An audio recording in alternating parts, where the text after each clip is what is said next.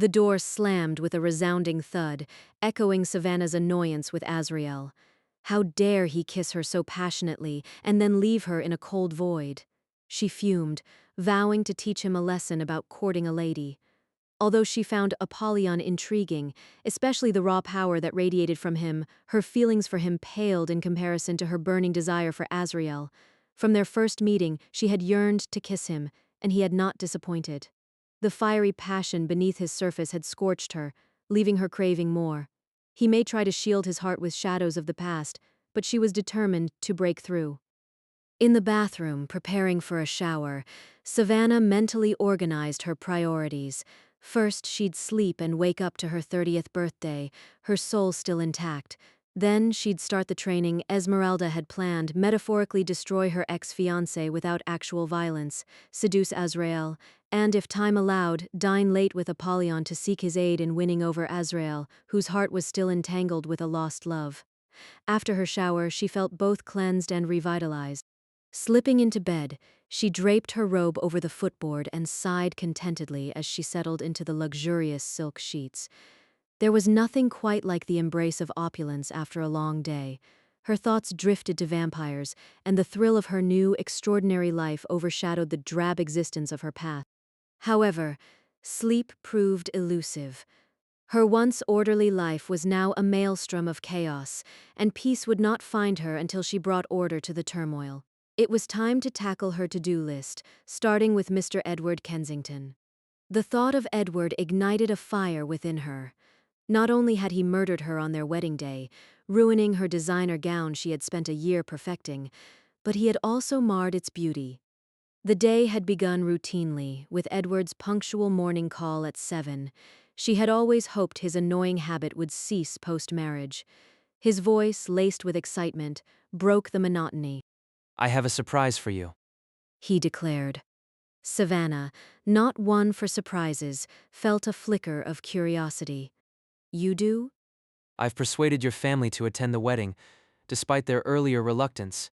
Edward announced, pride evident in his voice. Her heart sank. I take it they agreed? Your mother and sister will be there. He said, correcting himself when she sucked in her breath. Stepmother and stepsister. He inquired about her happiness, to which she replied with morning bluntness, appreciating his efforts but longing to be left alone. After their call, she screamed into her pillow, dreading the impending encounter with the two women who had tormented her since her father's remarriage.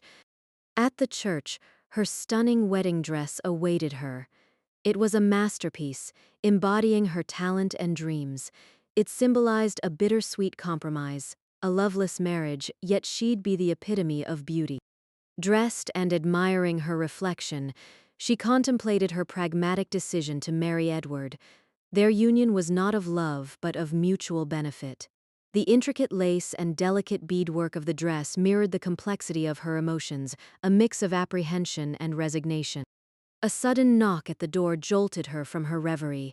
Before she could respond, the door creaked open, and Edward stepped inside, his expression blank and distant. Savannah, it's time.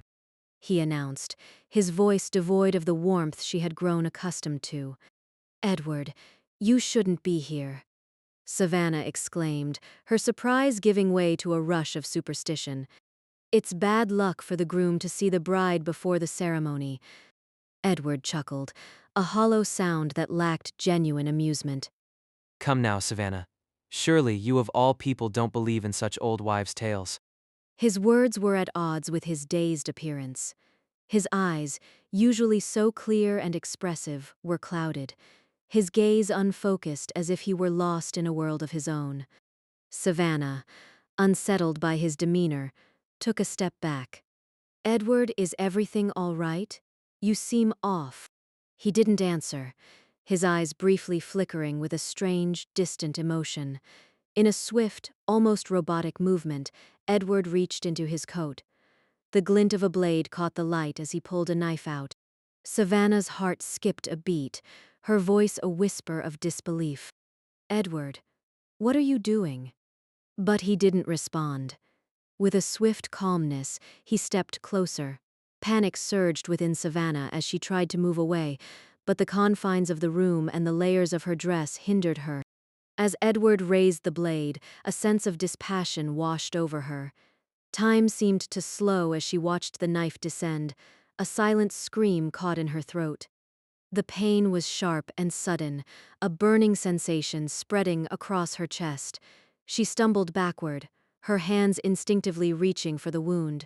Her beautiful gown, the embodiment of her dreams, was now marred with a spreading stain of red. Edward stood over her, his expression disturbingly void of emotion. Until death do us part.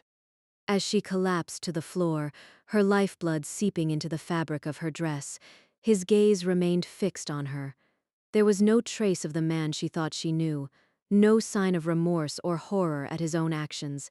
He seemed almost removed from the reality of the situation, staring down at her with a blank expression.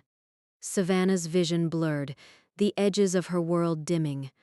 Her last thoughts were disjointed and surreal, a mix of pain, betrayal, and a strange fixation on a crack in the ceiling above. It was a small, jagged line, incongruous in the otherwise perfect room. As darkness closed in, her mind clung to this trivial detail, a final absurd anchor as she slipped away from the world. Savannah tore herself from the memory, refusing to wallow in the past. Designing had always been her solace, and she turned to it once more. With access to unlimited resources, she lost herself in creating a new design, channeling her vengeful thoughts into creativity. The clock struck 6 as she completed the rough draft of her newest masterpiece, satisfaction momentarily easing her thirst for revenge. The staggering cost of the materials needed for the design could probably feed a small country. Azrael would have to understand her extravagance, or she would find a way to divert his attention. Exhaustion finally overtook her as she plotted retribution against Edward. Drifting off, her last thoughts were of the myriad ways she could end his life, her cheek resting against the draft of her revenge.